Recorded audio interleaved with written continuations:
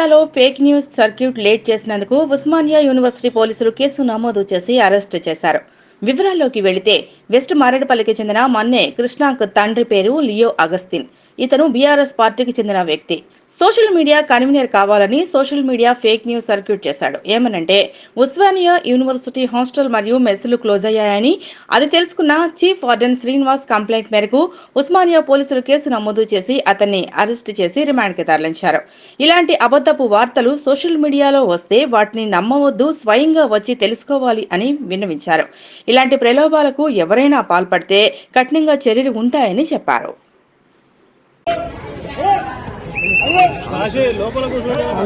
జైలుకు వెళ్లాల్సింది రేవంత్ రెడ్డి గారు fake circular పెట్టినందుకు. మేము పెట్టింది ఒరిజినల్ది.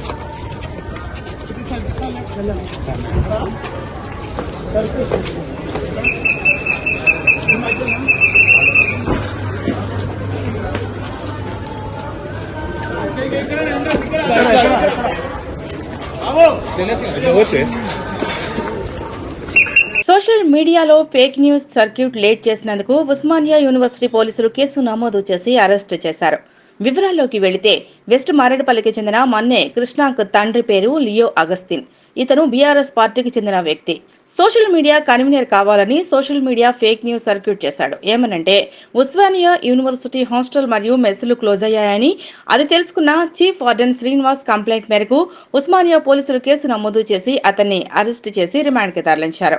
ఇలాంటి అబద్ధపు వార్తలు సోషల్ మీడియాలో వస్తే వాటిని నమ్మవద్దు, స్వయంగా వచ్చి తెలుసుకోవాలి అని విన్నవించారు. ఇలాంటి ప్రలోభాలకు ఎవరైనా పాల్పడితే కఠినంగా చర్యలు ఉంటాయని చెప్పారు.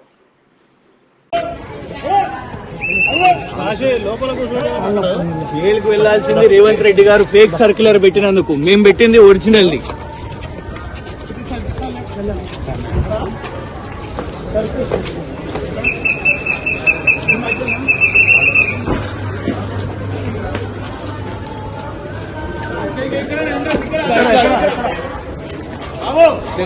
ఓకే.